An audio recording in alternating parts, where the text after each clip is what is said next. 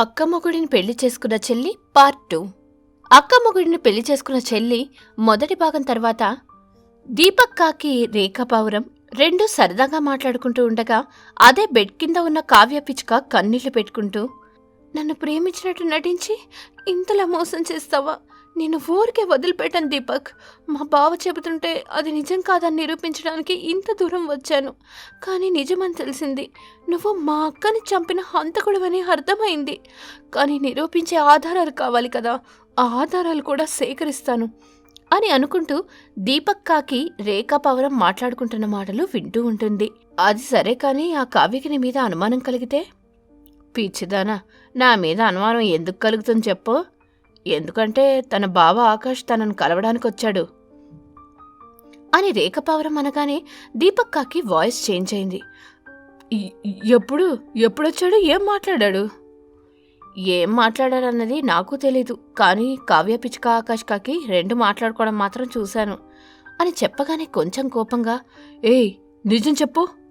నిజం చెప్తున్నా దీపక్. కావాలంటే నిన్ను కలవడానికి కావ్య వస్తుంది కదా, అప్పుడు నువ్వే అడిగి చూడు.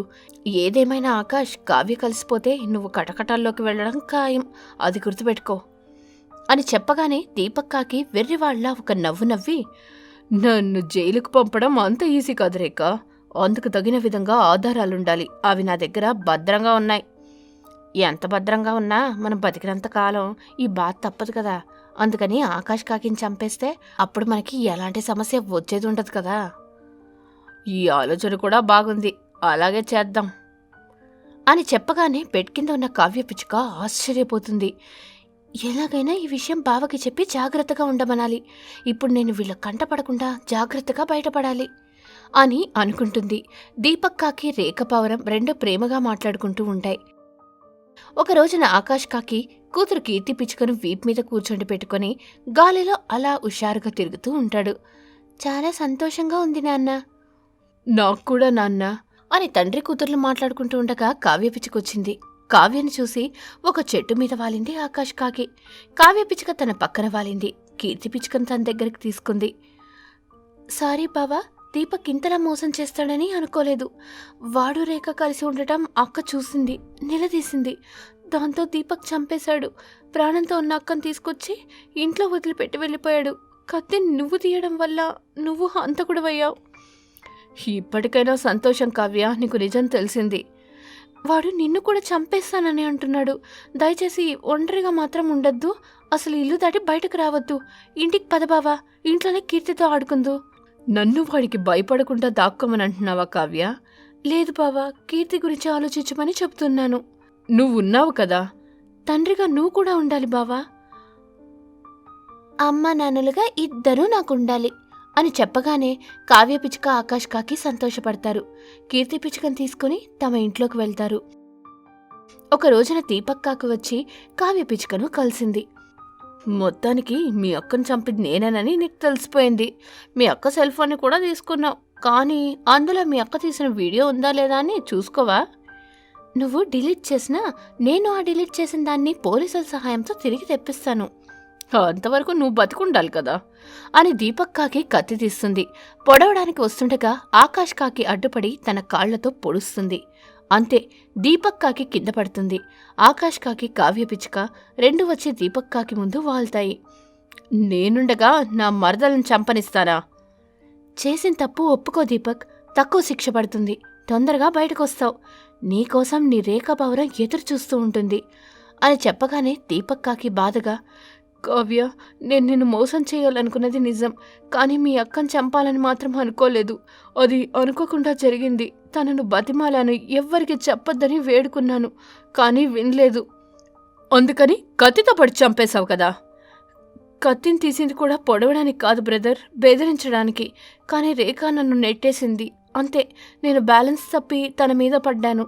అంతే, కత్తి గుచ్చుకుంది. ఏదేమైనా తప్పు నాదే కాబట్టి నేను వెళ్ళి పోలీసులకు లొంగిపోతాను. ఇక నీ మాటలు నేను నమ్మను.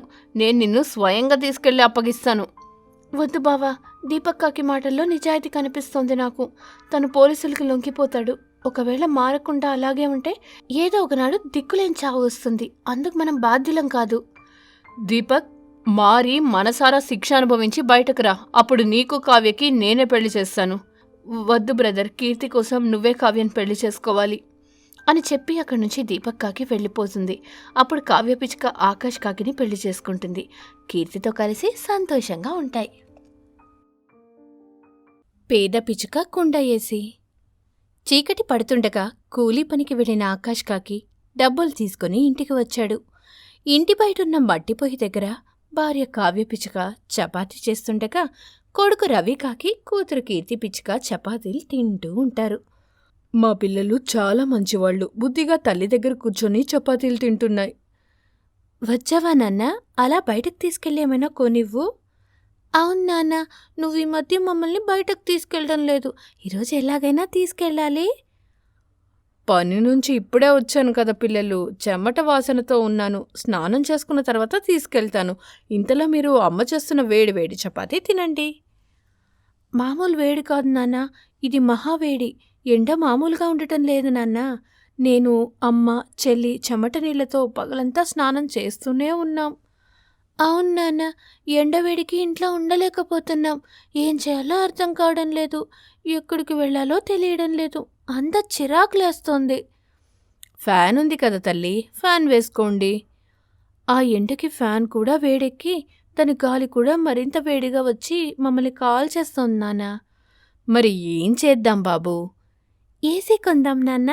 నా ఫ్రెండ్స్ వాళ్ళు చాలామంది నెలవారీ పద్ధతిలో డబ్బులు కట్టుకుంటూ ఏసీలు తీసుకుంటున్నారు నాన్న అని చెప్పగానే తండ్రి ఆకాష్ కాకి ఏం చెప్పాలో అర్థం కాలేదు. పిల్లలు, నాన్నని ఇబ్బంది పెట్టకండి. కూలీ పనిచేసి అలసిపోయి వచ్చాడు. ఇలా వచ్చి చపాతీలు తినండి. మీరు వెళ్ళి స్నానం చేసుకోండి, చపాతీలు సిద్ధం చేస్తాను. అలాగే కావ్య. ఏసీ కొనిస్తానని చెబితే మేమిక్కడి నుంచి నిన్ను వదిలిపెడతాను, లేదంటే లేదు. ఏమంటావు చెల్లి? అవునన్నయ్య, నువ్వేం చెప్తే అందుకు నేను ఓకే అంటాను. చెప్పు నాన్న, ఏసీ ఎప్పుడు కొనిస్తావు? ఏసీ అంటే మామూలు విషయం కాదు తల్లి, దానికి చాలా డబ్బులు కావాలి. నెలవారీ పద్ధతిలో తీసుకున్నా కట్టడం మన వల్ల కాదు తల్లి. అయితే నేనేం తినను, ఏం తాగను. నేను కూడా అంతే. పిల్లలు అలాగే మారం చేస్తుంటారు. మీరు వెళ్ళి స్నానం చేసుకొని రండి.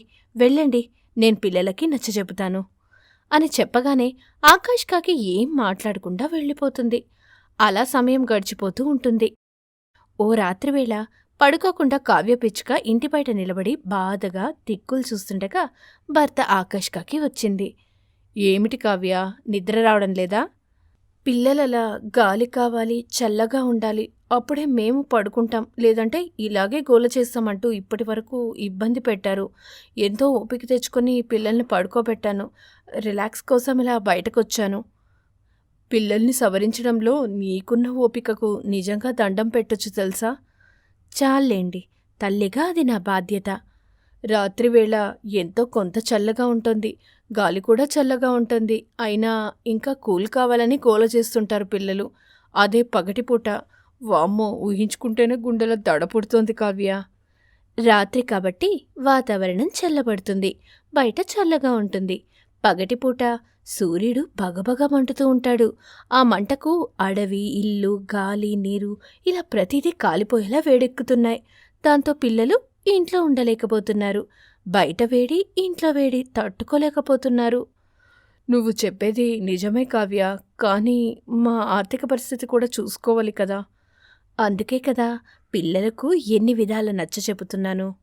అవును కావ్య, పిల్లలు కూడా బాగా అర్థం చేసుకుంటున్నారు, నీ మాట వింటున్నారు.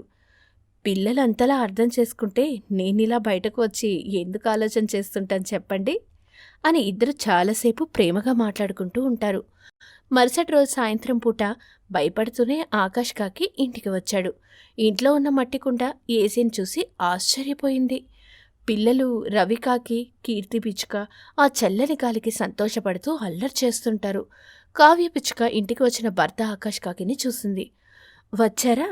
కాసేపు కుండ ఏసీ కింద కూర్చొని రిలాక్స్ అవ్వండి, తర్వాత వెళ్ళి స్నానం చేసుకొని రండి. చాలా థ్యాంక్స్ నాన్న, మా బాధను బాగా అర్థం చేసుకున్నావు. మేమంటే నీకు చాలా ప్రేమ ఉంటుంది. అవును నాన్న, అడిగినవన్నీ ఇచ్చేవాడిని దేవుడంటారని అంటారు, కానీ నేను మాత్రం నాన్న అని అంటాను నాన్న. మీరు సంతోషంగా ఉన్నారు కదా పిల్లలు? అవును నాన్న. అని చెప్పగానే ఆకాష్ కాకి కావ్య పిచ్చుకని తీసుకొని బయటకు వచ్చి, కావ్య, ఈ కుండేసి ఎక్కడిది? పాత ఇనుప సామాన్ల రాధాపౌరం దగ్గర్నుంచి మిషన్ తీసుకొచ్చి ఇలా కుండలో నీళ్లు పోసి కూలర్ ఫ్యాన్ని బిగించాను. ఎలా ఉందండి? అని చెప్పగానే సంతోషపడుతూ ఆకాష్ కాకి భార్య కావ్య పిచ్చుకని దగ్గరికి తీసుకొని ముద్దు పెట్టుకుంటుంది. పేదింటి కాకి గొప్పింటి పిచ్చుక. గొప్పింటి పిచ్చుక మీనాను తీసుకొని ఒక రోజున పేదింటి గోపికాకి తన తల్లిదండ్రులైన పావురం గ్రద్ద దగ్గరికి తీసుకొస్తుంది. అమ్మా, నాన్న, ఈ అమ్మాయి పేరు మీనా. డబ్బులు బాగా ఉన్న గొప్పింటమ్మాయి. నాతో పాటే చదువుకుంది. నాలోని మంచితనం నచ్చి నన్ను పెళ్లి చేసుకుంటానని నాతో మన ఇంటికి వచ్చింది. ఒరే గోపి, ఉన్నింటమ్మాయి అంటున్నా, మరి మనలాంటి పేదవాళ్ళిళ్లలో ఉంటుందా ఈ అమ్మాయి? నేను గొప్పింటి అమ్మాయినే కావచ్చు, కానీ ముందు అమ్మాయి కదా ఆంటీ. నాకు మీ అబ్బాయి గోపి బాగా నచ్చాడు. నేను గోపిని పెళ్లి చేసుకొని భార్యగా, కోడలిగా ఇక్కడే మీతో పాటు ఉంటాను. మీరు తినే ముద్దలోంచి నాకు కొంచెం పెట్టరా చెప్పండి అత్తయ్య. చూడమ్మా, మేము చాలా పేదవాళ్ళం. మా పేద అబ్బాయిని ప్రేమించి చాలా తప్పు చేశావమ్మా. నీకు నువ్వుగా నీ జీవితాన్ని ఈ పేదరికంలోకి తెచ్చుకుంటున్నావు. అవును తల్లి, పేదరికం అంటే మామూలు పేదరికం కాదు. ఒక్కొక్క పూట తినడానికి ఏముండదు, నీళ్లు తాగి పడుకోవాలి. కష్టం తల్లి. మీ ఇంటికి వెళ్ళి మీ అమ్మా నాన్న తీసుకొచ్చిన అబ్బాయిని పెళ్లి చేసుకో. మీ పేదబ్బాయి ఈ ఉన్నింటమ్మాయికి నచ్చాడు మావయ్య. మీరు భయపడకండి. నా వల్ల మీకు ఎలాంటి ఇబ్బంది కలగదత్తయ్యా అని చెప్పగానే పావురం, గ్రద్ద, కాకి 3 ఇంట్ల నుంచి బయటకు వచ్చి మాట్లాడుకుంటాయి. చూడటానికి అమ్మాయి బాగుందని, బాగా మాట్లాడుతుందని గోపికాకి తగిన జోడని సంబరపడుతూ మీనా పిచ్చుకను ఇంట్లో ఉండటానికి ఒప్పుకుంటారు. మీనా పిచ్చుక చాలా సంతోషపడుతుంది. ఆ రోజు రాత్రి వాళ్లతో మీనాకు అన్నం, అంత పచ్చడి వేసిస్తుంది అత్త పావురం. అది తిని, గోపి, కారం, కారం బాబాయ్, కారం, నీళ్లు కావాలి గోపి, నీళ్ళివ్వు, మంచినీళ్ళివ్వు అంటూ కారం మంటకు తల్లడిల్లిపోతుంది మీనా పిచ్చుక. వెంటనే గోపి తాగడానికి నీళ్ళిస్తాడు. గుటగుటా నీళ్లు తాగుతుంది మీనా పిచ్చుక. ఇంత కారం ఎలా తింటారు గోపికాకి? ఈ ఒక్క పూటకే ఇలా అంటే ఎలా మీనా? మేము రోజంతా 3 పూటలా ఈ కారమే తింటాం. మా ఇంట్లో కూర వంటాలంటే పండగ రావాలి మీనా అని గోపికాకి చెప్పగానే కారుతున్న కన్నీళ్లతో ఏమీ మాట్లాడకుండా కారంతో సంతోషంగా అన్నం తింటున్న గ్రద్ద పావురాలను చూస్తుంది మీనా పిచ్చుక. అదే తన ఇల్లు అనుకుని తన ఇంటి దగ్గర డైనింగ్ టేబుల్ని గుర్తు చేసుకుంటుంది మీనా పిచ్చుక. డైనింగ్ టేబుల్ మీద గుమగుమలాడే రకరకాల కూరలు, వేడివేడిగా అన్నం, ఇడ్లీ, పూరి, దోశ, ఏది తినాలనిపిస్తే అది చీటికలో వేసుకొని తీసుకొచ్చే వంట మనిషి. ఇదంతా మీనా పిచ్చుకకి గుర్తొస్తుంది. ఈ కారంతో తినే దురదృష్టం నీకెందుకు చెప్పు మీనా? నా మాట విని ఇక్కడి నుండి వెళ్ళిపో మీనా. ఈ పేదబ్బాయితో ఉండటం నీలాంటి గొప్పింటి అమ్మాయికి కుదరదు అని గోపికాకి అలా అనేసరికి ఏమీ మాట్లాడకుండా మీనా పిచ్చుక ఆ కారం మెతుకుల్ని తింటూ ఉంటుంది. తన కళ్ళ వెంట నీళ్లు కారుతూ ఉంటాయి. కాసేపట్లో తినడం పూర్తయిన తర్వాత పావురం అందరికీ పక్కల కింద వేసింది. అది చూసి మీనా పిచ్చుక ఆశ్చర్యపోతుంది. మా దగ్గర మంచాలు లేవు మీనా, అందరం ఇలా కిందనే పడుకుంటాం. నేను కూడా మీతో పాటే పడుకుంటాను గోపి, నో ప్రాబ్లం. మంచం లేకుంటే ఏంటి, నువ్వున్నావు కదా, నాకు అది చాలు అని చెప్పగానే అందరూ సంతోషపడతారు. అందరూ కింద పడుకుంటారు. పాపం మీనా పిచ్చుకకు కింద పడుకునే అలవాటు లేకపోవడంతో చాలా ఇబ్బందిగా ఉంటుంది. కింద పడుకొని నిద్ర పట్టక అటు ఇటూ దొర్లుతూ ఉంటుంది. దానికి తోడు ఫ్యాన్ లేదు. బాగా దోమలున్నాయి. వాటిని కొట్టుకుంటూ ఉంటుంది. వీటితో పాటు గ్రద్ద గట్టిగా గురక పెడుతున్నాడు. ఆ గురక శబ్దానికి మీనాకు భయం వేస్తుంది. అది గమనించిన గోపికాకి చిన్నగా నవ్వుతూ, ఇన్ని బాధలు నీకు అవసరమా మీనా? చూడు గోపి, ఇప్పుడు నేను కొత్త కదా ఈ ఇంటికి, అన్నీ అలవాటు చేసుకోవడానికి సమయం పడుతుంది. నువ్వు నన్ను ఇక్కడి నుండి పంపించే మాటలు మాత్రం మాట్లాడుకు. గుడ్ నైట్ అని చెప్పి పడుకుంటుంది మీనా పిచ్చుక. గోపి ఏమీ మాట్లాడకుండా పడుకుంటాడు. 4:30 గంటల నిద్ర తర్వాత కోడి గట్టిగా కూస్తుంది. ఆ కూతకు లేచిన గోపి మీనాను చూస్తాడు. మీనా మంచి నిద్రలో ఉన్నట్టనిపిస్తుంది గోపికి. కానీ లేపడం తప్పదు అనుకుంటూ మీనాను నిద్రలేపుతాడు. అతి కష్టం మీద నిద్రలేస్తుంది మీనా. మీనాను బయటకు తీసుకొచ్చి వాకిల్ని ఊడ్చిపిస్తాడు. నీళ్లు చల్లిపిస్తాడు. ముగ్గు కూడా పెట్టిస్తాడు. ఆ తర్వాత కట్టెల పొయ్యిని వెలిగించమని చెబుతాడు. అగ్గిపుల్ల గీకుతూ చేయి కాల్చుకుంటుంది మీనా పిచ్చుక. పొయ్యి మీద గిన్నెలో వేడినీళ్ళు పెట్టమని చెబుతాడు. మీనా పిచ్చుక పెడుతుంది. మీనా, ఇప్పటికైనా నేను చెప్పేది విను మీనా. ఇక్కడి నుండి వెళ్ళిపో. వెళ్ళిపోతాను గోపి. కానీ నేనంటే నీకు ఇష్టం లేదని చెప్పు. ఇప్పుడే ఇక్కడి నుంచి వెళ్ళిపోతాను. అది కాదు మీనా. అక్కడ నువ్వు మహారాణిలా బతికావు. నా దగ్గరుంటే పని మనిషిలా బతకాలి. నేనడిగిన దానికి సమాధానం ఇది కాదు గోపి. ఆ విషయం నీకు తెలుసు. ఎందుకు గోపి, నేనంటే చెప్పలేనంత ప్రేమున్నప్పుడు నన్నిక్కడి నుండి ఎందుకు పంపాలని చూస్తున్నావు? ఈ పేదబ్బాయిని పెళ్లి చేసుకొని ఒక గొప్పింటమ్మాయి కష్టాలు పాలు కాకూడదని. చూడు గోపి, నేను మనసారా చెబుతున్నాను. ఇది నాకు కొత్తే, కానీ నేర్చుకుంటాను. నువ్వు ఎక్కడ ఉంటే నేను అక్కడే. నీతోనే నా జీవితం అని అంటుంటే ఇంట్లో తలుపు చాటుగా ఉన్న గోపి తల్లిదండ్రులు ఆ మాట విని సంతోషపడతారు. పెళ్లి చేస్తారు.